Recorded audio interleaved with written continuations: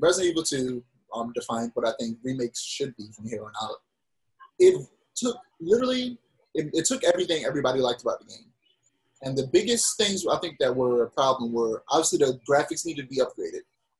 The controls needed to be changed because they use tank controls, which are basically clunky, slow.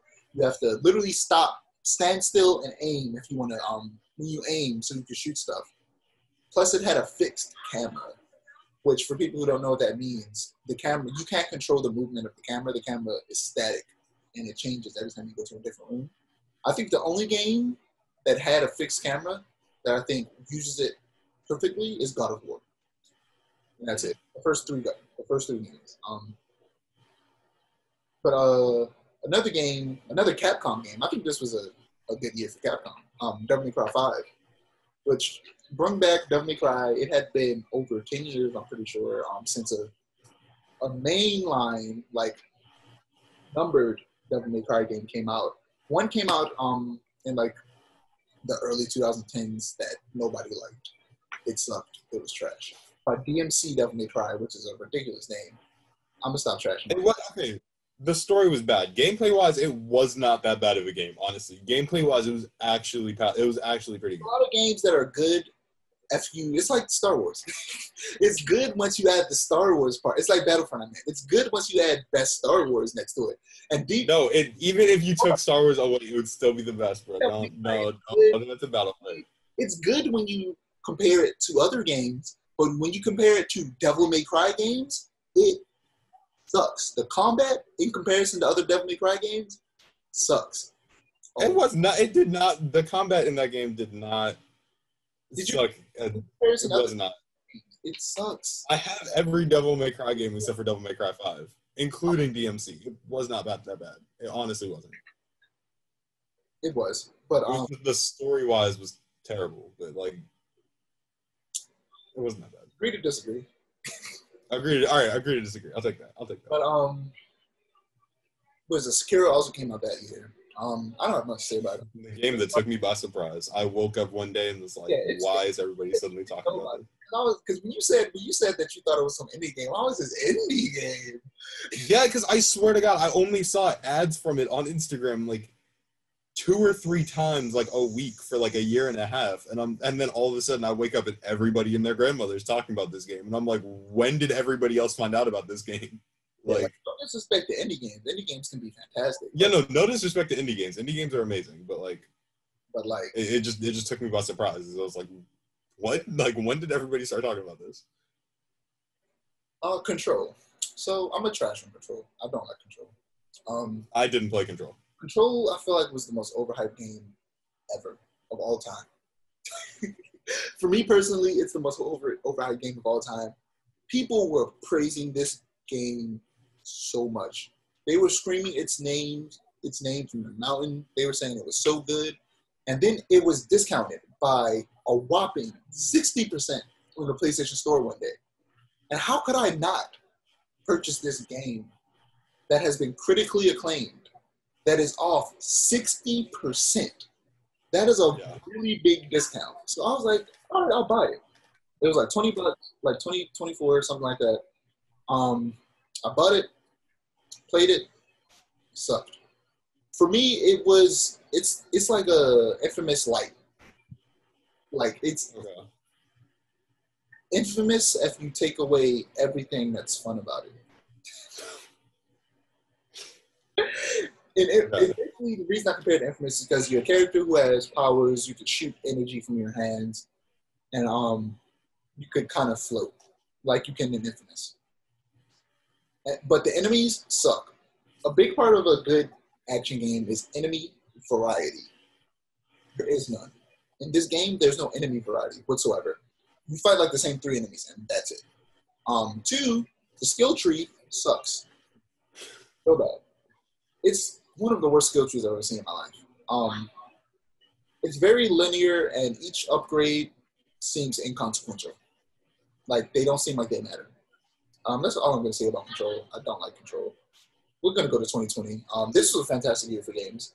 This year, I feel like rivals. You completely skipped Jedi Fallen Order. I know we're doing Star Wars games next session, but like If you're gonna talk about 2019 games, I don't think we need to talk about it. We can talk about it next episode. Next episode, we're gonna talk about it like for a long time. So like, you have things to do today, and it's one of the best 2019. Okay, all right. bro, we're literally gonna have an episode. I know. I'm just saying it's one of the best 2019 games. Like, regardless if we're gonna talk about it next, you have to at least mention it, man. And it's just like, okay, it's a great game, wonderful game. I'm not gonna even trash on that game because I actually really like that game.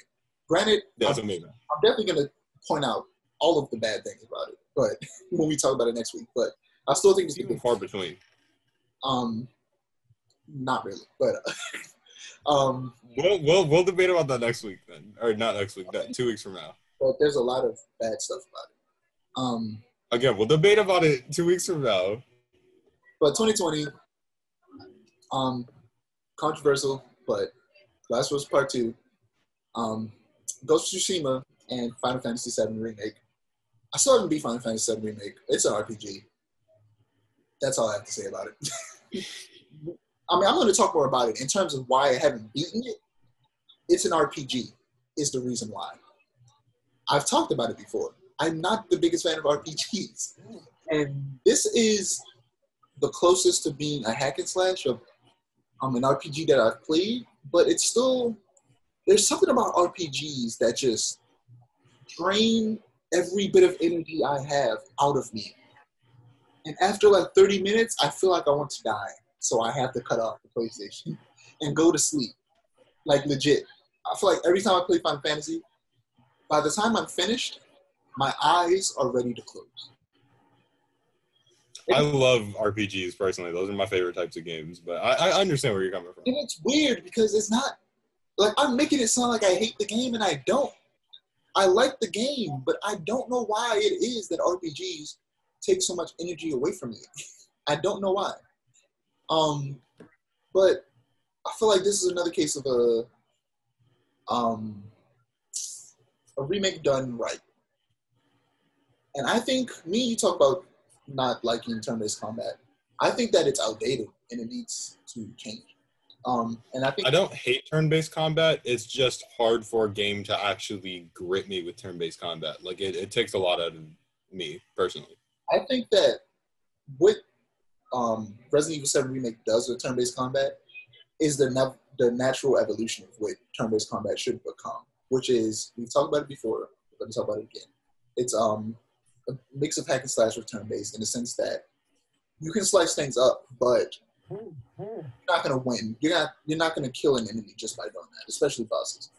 And what you do is, there's a system called ATP, I believe, and you press R1, and everything slows down, like really slow. And you have options, much like a turn-based game. You choose an attack, you perform the attack, and use a bar of ATP. To recharge that ATP bar, you either have to sit there and wait, get hit, which brings it up a bit, or attack, which brings it up even more. And in that sense, it retains a bit of turn-based combat while iterating on it and adding a bit of hack and slash, what makes it infinitely more fun, in my opinion. I don't think the old style of turn-based needs to disappear completely, because I know there are people who like it. Just because I just dislike it, I don't think it needs to disappear. I just think that. Right. Thank you for being one of those people that's not like, oh, I hate it, this needs to go forever. Like, yeah, no, I'm not. People like stuff. I don't think because I hate it, it needs to go away forever. I just think that there needs to be. The biggest part for me about video games when people is options. Options. Every game just needs a ton of options, so that not every game, because I think that some games don't necessarily need it, but just the option to play a Persona game with Resident Evil. Why am I saying Resident Evil? Final Fantasy VII Remake combat would be perfect.